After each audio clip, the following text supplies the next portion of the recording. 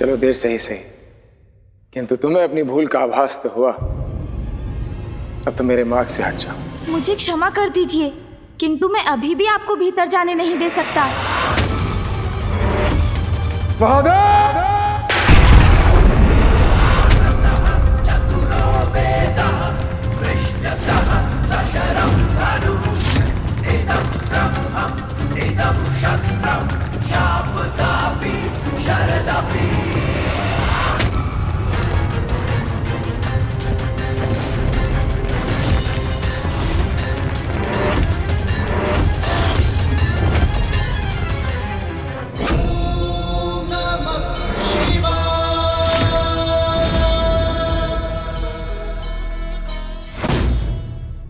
ये तो अनर्थ होने जा रहा है।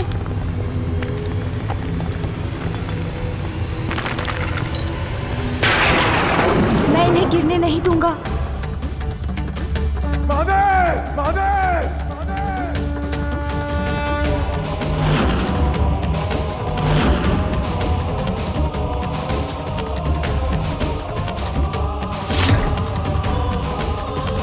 नहीं, मुझे शीघ्र कुछ करना होगा।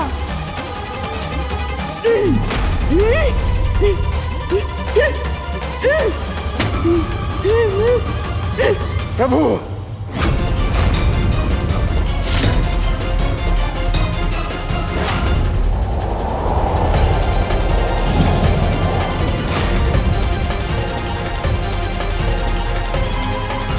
ये क्या कर बैठे परशुराम जी?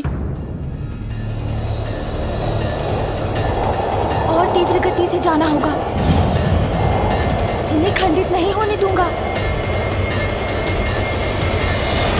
इस अनर्थ को होने से रोकना होगा मुझे।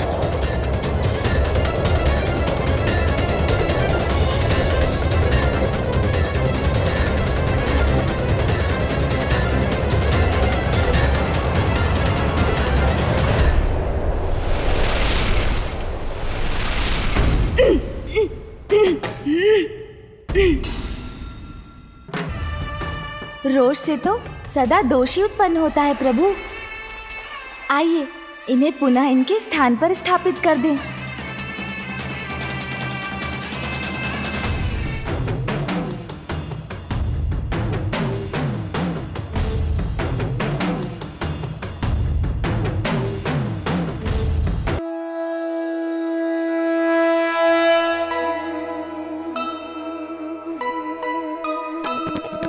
भक्त पुत्र मिलजुल के शिवलिंग संभाला,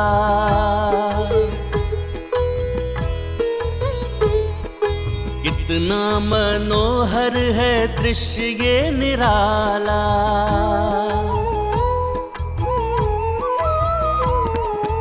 स्थान उचित किए लिंग को स्थापिता, पूजा में बैठे शंकर भी मुदिता।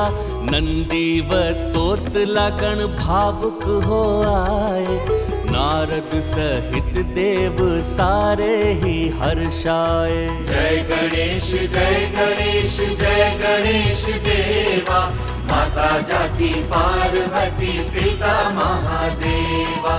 जय गणेश जय गणेश जय गणेश देवा, माता जाति पार्वती पिता महादेवा। प्रभु, क्रोध तो हमसे उन्हीं का अपमान करा देता है जिनका हम सम्मान करते हैं। मुझे अपने प्रभु के दर्शन से वंचित कर। तुम हो मेरे क्रोध का कारण, तुम, और अब तुम ही मेरे क्रोध को दूर करने का कारण बनोगे। क्योंकि यदि तुमने मुझे पुनः रोका तो मेरे क्रोध का बांध पूर्ण रूप से टूट जाएगा, पूर्ण रूप से। परशुराम जी का क्रोध तो पुनः जागृत हो रहा है। स्वामी, आपके आवेश अवतार अपना आवेश त्याग कर गणेश की बात क्यों नहीं सुन पा रहे हैं? एक ओर अटूट भक्ति है तो दूसरी ओर कर्तव्य निष्ठा।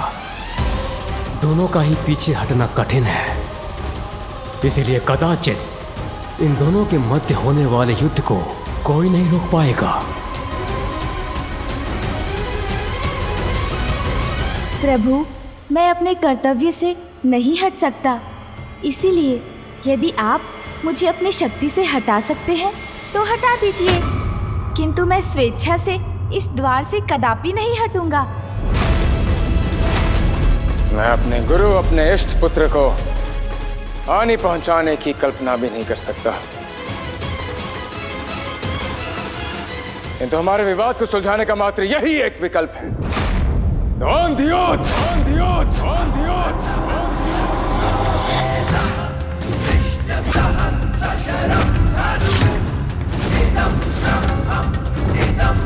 महादेव पुत्र गणेश, मैं तुम्हें चुनौती देता हूं, मुझसे मल युद्ध करने की चुनौती, मल युद्ध करने की चुनौती, मल युद्ध करने की चुनौती।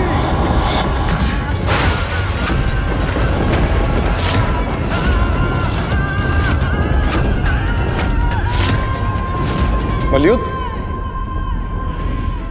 ये तो अनुचित कर रहे हैं परशुराम। मलयुद्ध में तो ये पारंगत है, इसमें इन्हें कोई पराजित नहीं कर सकता। क्या तुम्हें यह चुनौती स्वीकार है? ये तो अनल तो दादा तमत्याते समाधान था तो यू पाल सुधाई धनेदी अन्यथा अनल तो दादा मल्लित प्रस्ताव तो त्रिताल बत्ती रही है, त्रिताल तल दी है।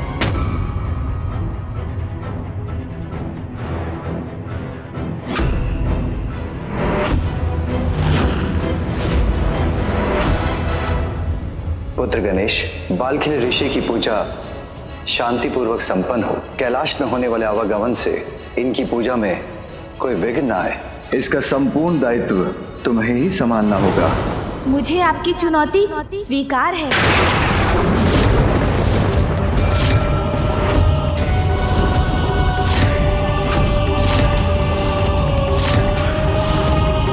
स्वयं अपने आप को इस विकट परिस्थिति में क्यों डाल लिया आपने गणेश जी? इस युद्ध में यदि आपने मुझे चित्त कर दिया तो मैं अपनी पराजय स्वीकार कर लूंगा और आप भीतर जाने के लिए मुक्त हो जाएंगे। उचित है, किंतु इस मल युद्ध का एक और नियम होगा। कैसा नियम? यदि ये युद्ध कैलाश में हुआ तो मेरे माता पिता की पूजा में व्यवधान उत्पन्न होगा और वो मैं नहीं चाहता। ठीक है, ये द्वंद्व युद्ध कैलाश के बाहर होगा।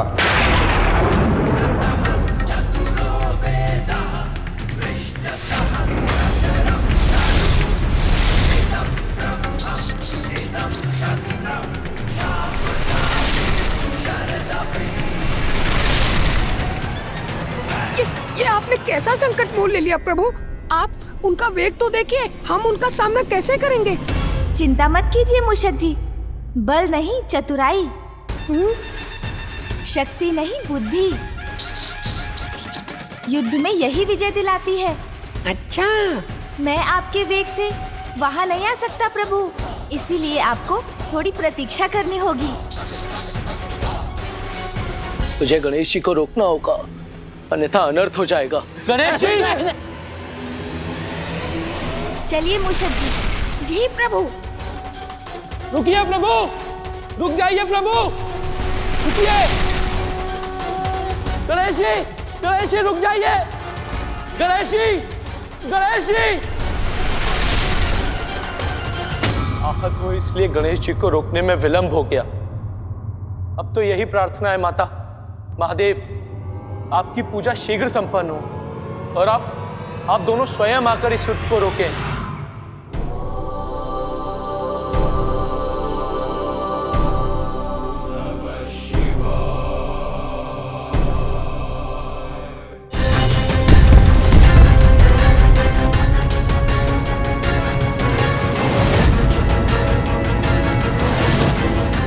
मैं पहुंच गया गणेश, तुम कहाँ हो? मूषक जी तनिक शीघ्र चलिए। महादेव पुत्र गणेश के यहाँ पहुंचने में इतना समय क्यों लग गया?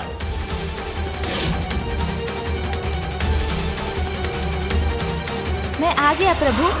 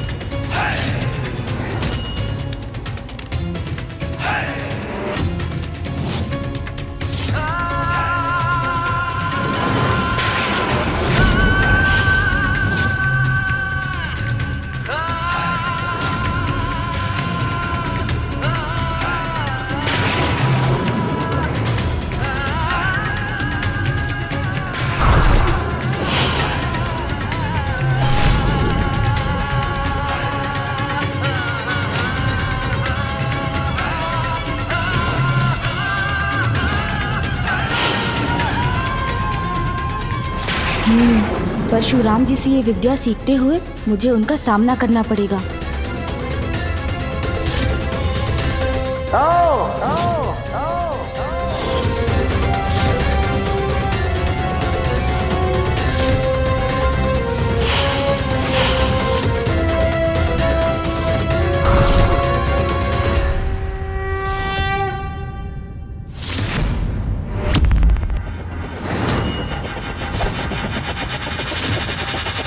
आरंभ हुआ है युद्ध प्रचंड, होगा जिसका भयंकर अंत। जिसकी भी हो जय, जो भी हो पराजित, किंतु अनर्थकारी होगा यह युद्ध, परिणाम जिसका होगा मात्रा हित। नियति गणेश के समक्ष ऐसी स्थितियां क्यों उत्पन्न कर रही है कि उसे माता पिता की आज्ञा का पालन करने के लिए बार बार अपनों से ही युद्ध करना पड़ रहा है।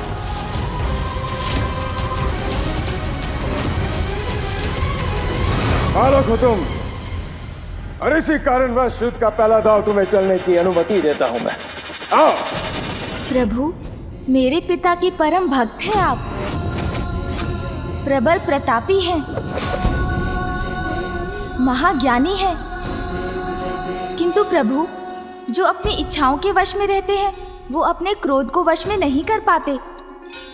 अपना क्रोध शांत कर इस अनावश्यक युद्ध को अभी भी टाल सकते हैं आप। स्मरण रहे, तुम्हें चित करने के पश्चात तुम मुझे मेरे प्रभु के दर्शन से रोकोगे नहीं। अग्रतः चतुरो वेदः पृष्ठतः सशरं धनु इदं ब्रह्मं। प्रतीत होता है अर्थात अब वो आक्रमण करने को तत्पर हैं।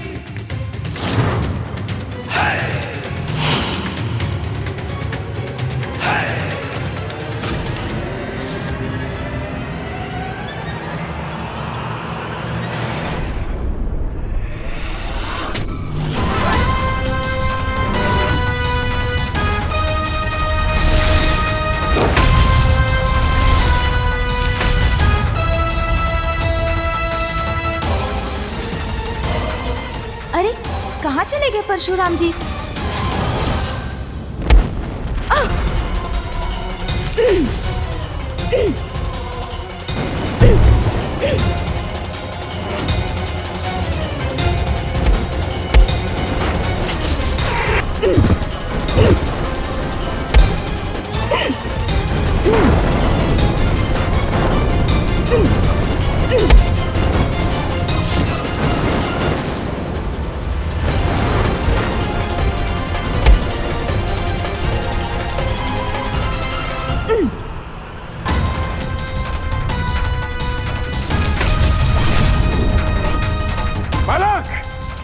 अब और अवसर नहीं दूंगा मैं तुम्हें।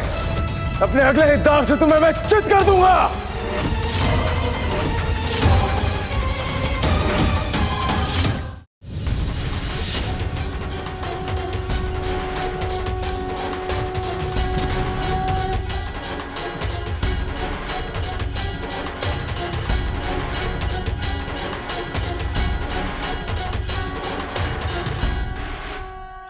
उचित है, मुझसे भयभीत होकर तुम्हारा पीछे हटना सर्वथा उचित है।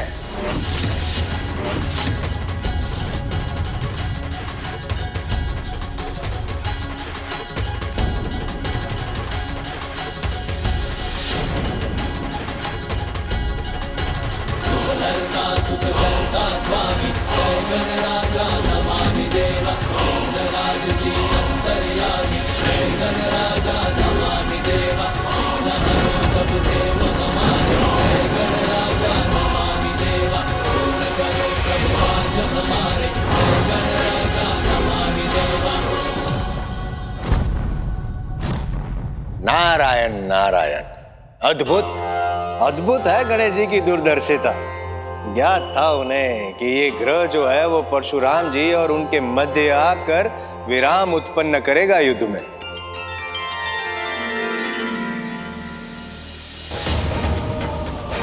दिनेश, दिनेश, युद्ध से भयभीत होकर भागना उचित नहीं है। चुनौती स्वीकार किया तुमने तो मेरे समक्ष और युद्ध करो मुझसे। गणेश!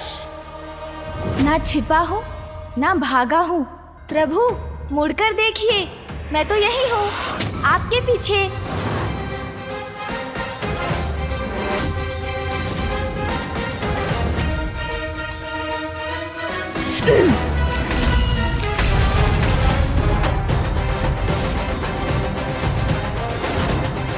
स्मरण है ना आपको प्रभु? युद्ध में विजय पाने के लिए आपको चित्त करना होगा मुझे। अब मैं तुमसे हनुमंती पवित्र मुद्रा में युद्ध करूंगा, जिसमें खड़ग और ढाल का प्रयोग होता है। सावधान हो जाओ बालक। तो प्रभु की समान इस मुद्रा में मैं भी हाथ में खड़ग और ढाल लेकर उनसे युद्ध करूंगा।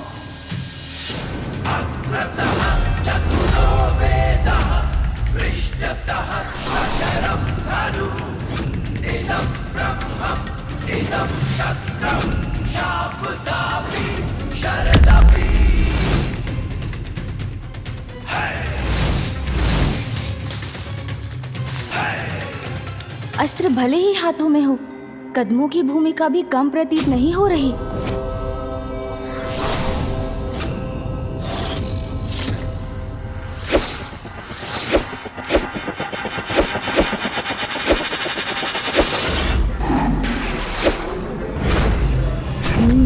इसमें स्फूर्ति के साथ साथ शक्ति का भी प्रयोग करना पड़ेगा।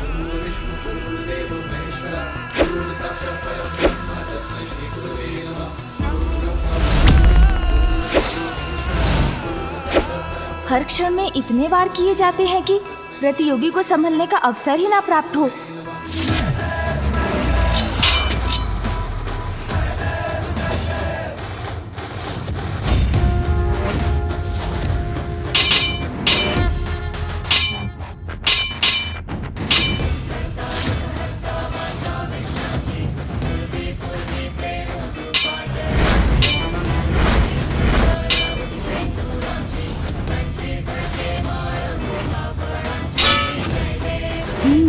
तो इस मुद्रा में घूमें और वार करें, प्रतियोगी को समझने का समय ही ना दें।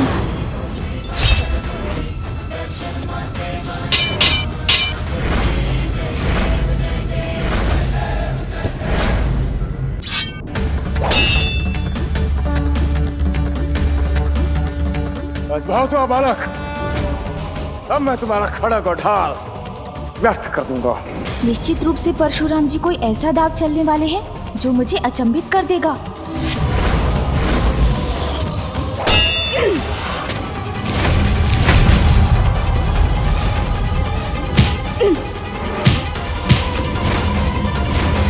अब इस दांव के साथ अंत होगा इस युद्ध का।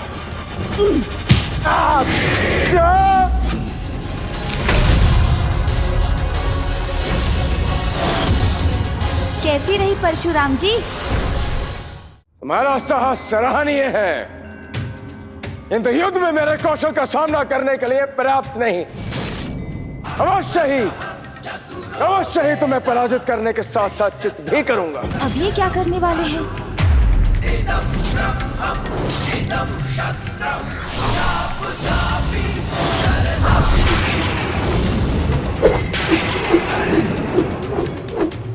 स्वयं महादेव से अपराजित रहने का वरदान प्राप्त किया है मैंने।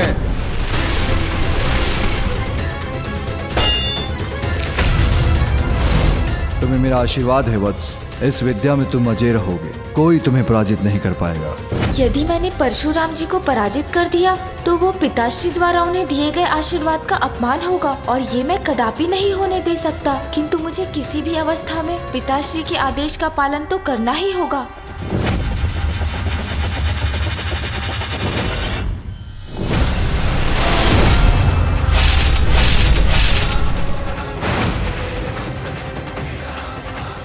गणेश और परशुराम के मध्य अब जो होने वाला है वो किसी प्रलय से कम नहीं होगा।